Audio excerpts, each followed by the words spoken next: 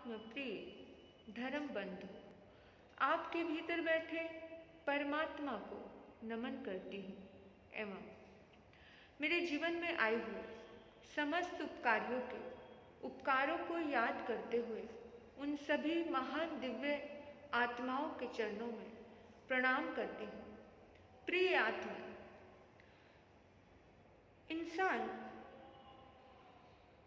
जब जन्म की सुनता है तो बहुत खुश होता है और जब मृत्यु की सुनता है तो डर जाता है, घबरा जाता है। क्यों? मृत्यु को स्वीकार नहीं कर पाता। क्यों? आपने कभी किसी के जन्म पर किसी को आश्चर्य करते हुए देखा? कभी नहीं देखा। अगर आपको पता चल जाए कि किसी के यहाँ जन्म हुआ है तो आप बड़े खुश होते हो, अरे वाह, बधाई हो, जन्म हुआ। लेकिन अगर आपको पता चल जाए कि किसी के यहाँ मौत हुई है तो आप क्या कहते हो?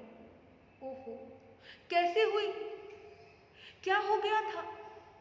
है ना? हमारे अनेकों अनेक प्रश्न तैयार खड़े हैं मौत के सामने, मौत को लेकर के। लेकिन जब किसी का जन्म होता है तब हम बिल्कुल नहीं, कभी ये प्रश्न नहीं करते कि क्यों, क्या हुआ, कैसे हो गया जन्म, नहीं पूछते ना। सोचने वाली बात है। जन्म और मृत्यु में कितना अंतर है, कितना अंतर है। ज्यादा अंतर नहीं, एक जीवन का अंतर है। जैसा जन्म के साथ ही मृत्यु निश्चित हो जाती है। हम हर दिन थोड़ा थोड़ा मर ही तो रहे होते हैं। हम जन्मदिन मनाते हैं, अपना बर्थडे मना रहे होते हैं। हम बड़े खुश होते हैं कि हम 1 साल बड़े हो गए। लेकिन सच्चाई तो ये है कि इंसान बहुत अज्ञान दशा में जीता है।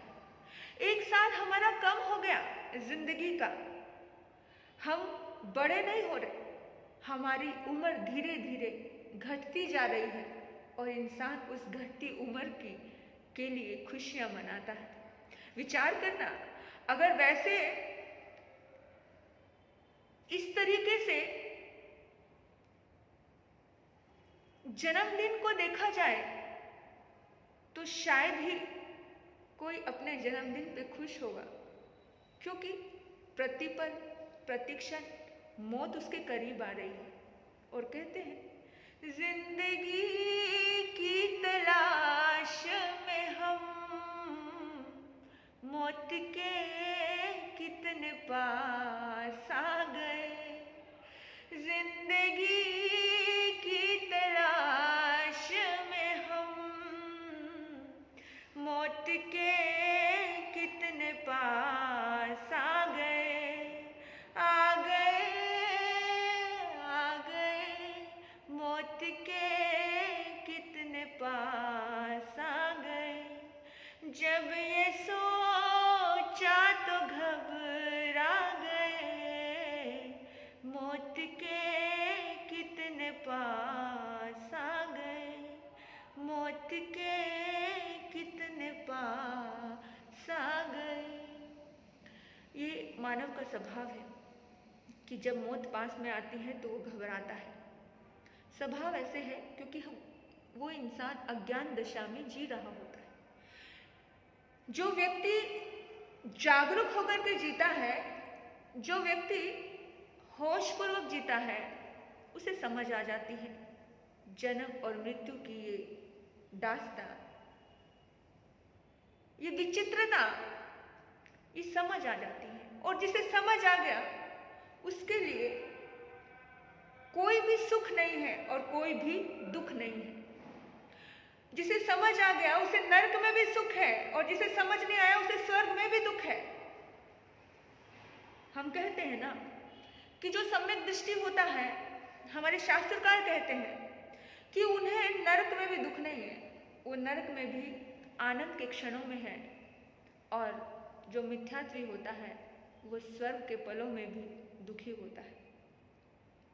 मेरे बंधुओं, एक उदाहरण है बड़ा प्यारा है। एक सन्यासी का एक शिष्य था।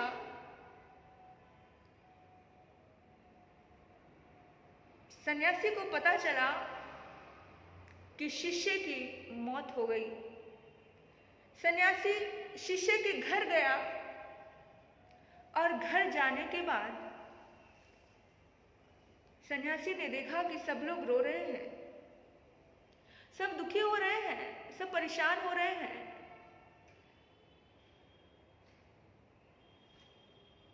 चारों तरफ लोग बैठे हैं, शिष्य का शव,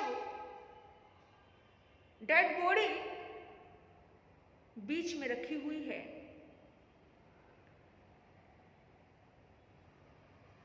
अब जैसे ही सन्यासी शिष्य के घर में प्रवेश करता है, सन्यासी जोर से कहता है, वो साधु जोर से कहता है कि ये जिंदा है या मर गया, ये जीवित है या मर चुका है। लोगों को बड़ी हैरानी होती है इस प्रश्न पर, क्योंकि जो सामने दिख रहा है, जो समझ रहा है, वो सन्यासी उसको भी समझ नहीं पा रहा है और कह रहा है कि ये मरा हुआ है या जिंदा है। आखिर लोगों ने कहा कि आप ज्ञानी हो, आप ही बता दीजिए, आपको तो सब कुछ साफ साफ दिख रहा है, आप ही बता दीजिए। साधु ने जो उत्तर दिया उसे आप सुनना मत, क्योंकि सुनने की तो आदत हो गई है। साधु ने जो उत्तर दिया वो गजब का उत्तर था, उसे केवल सुनना मत। इंसान की आदत है, अच्छी अच्छी बातें सुनता है, मुस्कुराता है, क्या बात है, कितना सुंदर बोला, कितना अच्छा कहा, कितनी सही बात थी, कितनी सत्य बात थी। इंसान इसी तरह से तो बोलता है ना कि कितना सही बोला, और हंसता है, मुस्कुराता है, अच्छा अच्छा बोलता है और भूल जाता है, कुछ भी याद नहीं रखता है।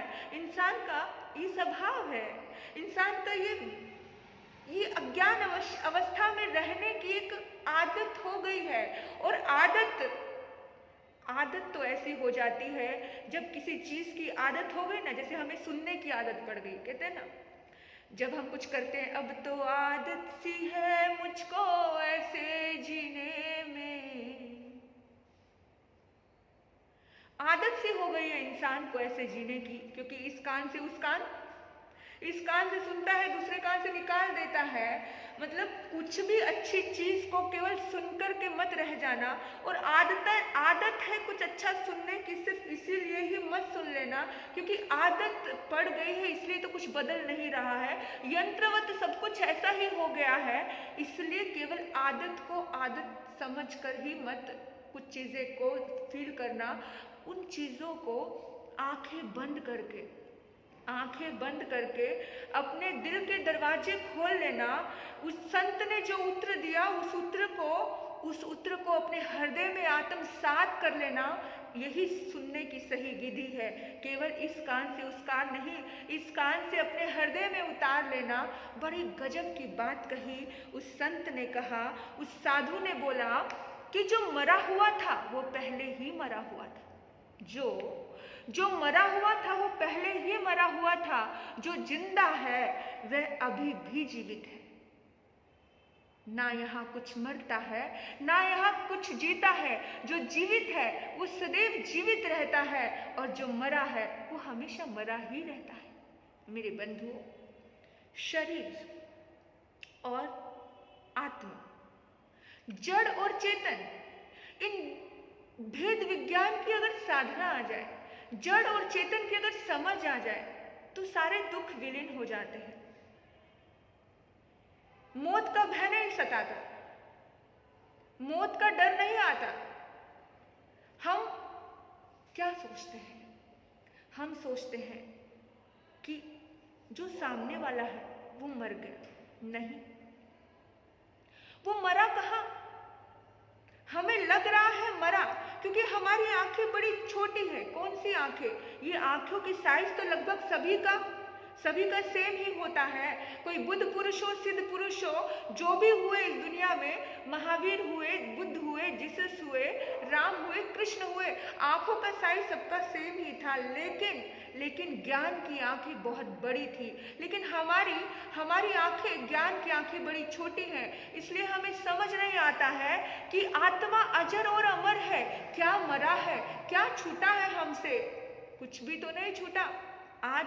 आज अभी जहाँ पर मौत के लिए कोई व्यक्ति, किसी की मौत हुई है, वहाँ पर वो रो रहा है, वहाँ वो दुखी हो रहा है, और उसी पल में, उसी क्षण में कहीं और दूसरे स्थान पर उसके जन्म की खुशियाँ हो रही हैं। कितनी विचित्रता है ये संसार, कितना विचित्र है। अगर हम विशाल दृष्टि से सोचेंगे तो दुख कहीं है ही नहीं। अब ये कपड़ा पुराना हो गया, फट गया, हमें नया मिलना है। अब कपड़ा जब नया मिलेगा तो कितनी खुशी होगी, कितना आनंद होगा। जब आपको कुछ नया कपड़ा मिलता है, नई चीज मिलती है, तो कितना अच्छा लगता है ना, मजा आ जाता है, नई चीज मिली है। नई गाड़ी लेते हो, पुरानी बेचते हो तो नई गाड़ी में खुशी मिलती है। नया मकान बनाते हो तो खुशी मिलती है। तो नया कुछ मिल रहा है तो इंसान को खुशी होनी चाहिए या दुख? लेकिन मौत को हम इस दृष्टि से नहीं देखते हैं। हम मौत को अलग दृष्टि से देखते हैं। इसलिए दुख होता है, इसलिए डर होता है, इसलिए भय होता है। ये शरीर है, ये शरीर जीर्ण शीर्ण हो गया है। बीमारियों और आदि और व्याधियों ने इसे घेर लिया है। ये शरीर छूट गया, फिर नया शरीर मिलता है। मेरे बंधुओं, केवल 3 समय लगते हैं। समय समझते हो आप? समय, एक पलक झपकने में असंख्यात समय व्यतीत हो जाता है, असंख्यात समय खत्म हो जाता है, असंख्यात समय गुजर जाता है पलक झपकने में। इतना सूक्ष्म होता है समय। केवल 3 समय लगते हैं। 3 समय का आहार, 3 समय लगते हैं। इस शरीर से इधर से मुक्ति होती है, उधर दूसरे शरीर में जन्म हो जाता है। मेरे बंधुओं, फिर कौन सी चीज की हमें दुख होता है? कौन सी चीज में हम अटक जाते हैं? कौन सी चीज में हम परेशान हो जाते हैं? हम वर्तमान का साक्षात्कार नहीं कर पाते। हम जिंदगी को जी ही नहीं पाते हैं, जीवन को जी नहीं पाते, और जन्म और मृत्यु के फेर में इस कदर उलझ जाते हैं, इस कदर हम जीवन जिस पल में होश पूर्वक जीने लग जाएंगे, उस पल में मौत दर्द नहीं देगी। जीवन को होश पूर्वक जिया ही नहीं तो मौत दर्द देगी। हमने कोई चीज समझी ही नहीं तो मौत दर्द देगी। ये जगत बड़ा विचित्र है। इस जगत में होने वाली घटनाएं भी बड़ी विचित्र लगती हैं, क्योंकि सत्य को समझा नहीं।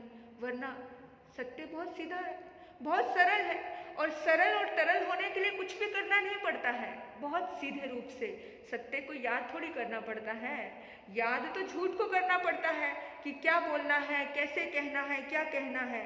तो हमेशा इस बात का ध्यान रखें कि हम यदि पूरे सत्य को जान लेंगे तो हमें दर्द नहीं होगा, हम शांत हो सकेंगे, हम भीतर में डुबकी लगा पाएंगे, हम मौत का सामना, मौत का साक्षात्कार भी बड़े प्यार से करेंगे, बड़े उसको गले लगा कर के करेंगे। और कहते हैं, जिंदगी तो बेवफा है, एक दिन ठुकराएगी, मौत महबूबा है, साथ लेकर के जाएगी। जिंदगी तो बेवफा है, एक दिन ठुकराएगी, यानी कि जीवन का तो अंत आना ही है। जीवन, जब से जीवन शुरू हुआ है, जब से जन्म शुरू हुआ है, तो निश्चित है कि मौत है।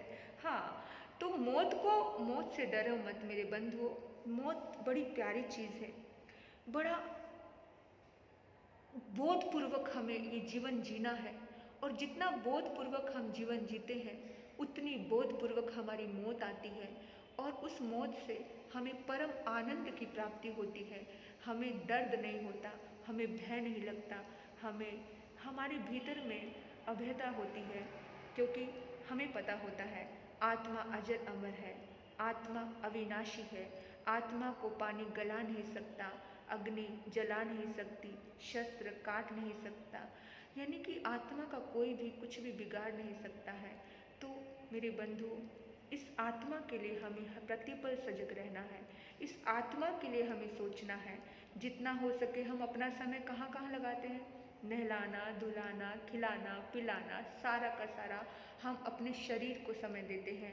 इस आत्मा को भी समय देना, ये आत्मा, इस आत्मा को पावरफुल बनाने के लिए अपना समय देना, क्योंकि ये हमारी आत्मा शुद्ध आत्मा है। इस शुद्ध आत्मा को, इस आत्मा का मिलन हमें परमात्मा से करना है और ये आत्मा को परमात्मा बनाना है, तो हमेशा हमें होश पूर्वक जीना ही होगा।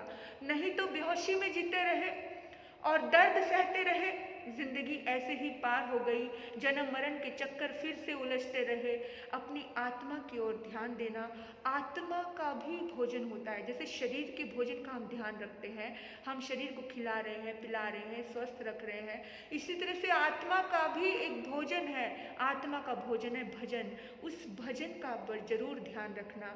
हर रोज सुबह उठ करके 1 घंटा इस आत्मा को देना। इस आत्मा को भोजन की जरूरत है। कौन से भोजन की? भजन की जरूरत है। इस आत्मा को भी जरूरत है। इस आत्मा को जरूर सोचना, भजन करना, अपने भीतर में पॉजिटिविटी भरना, अपने भीतर में एक परमात्मा की भक्ति को भरना अपनी आत्मा को पावरफुल बना देगा। सुबह शाम परमात्मा के लिए 1-1 घंटा जरूर समर्पित करना। मेरे बंधुओं, जो व्यक्ति अपनी आत्मा को सजगता पूर्वक जीता है, जो व्यक्ति होश पूर्वक जीता है, उसे मौत से डर नहीं लगता, भय नहीं लगता, क्योंकि उसे पता होता है। उस संत ने, उस सन्यासी ने जो कहा कि जो जिंदा है वो सदैव जिंदा रहता है और जो मुर्दा है वो सदैव मुर्दा रहता है। जो जड़ है वो सदैव जड़ रहता है, जो चेतन है वो सदैव चेतन रहता है। इसलिए आपके भीतर बैठे उस चेतना को मैं हर दिन प्रतिपल प्रणाम करती हूँ। इस विश्व में हर चेतना को प्रणाम करती हूँ, क्योंकि वो चेतना ही शुद्ध चेतना है। वो चेतना ही एक दिन शिवोहम हो जाएगी, वो चेतना ही एक दिन शिव स्वरूप हो जाएगी, वो चेतना ही एक दिन परमात्मा हो जाएगी। आपके भीतर बैठे परमात्मा को नमन करती हूँ। ओम शांति, ओम शांति।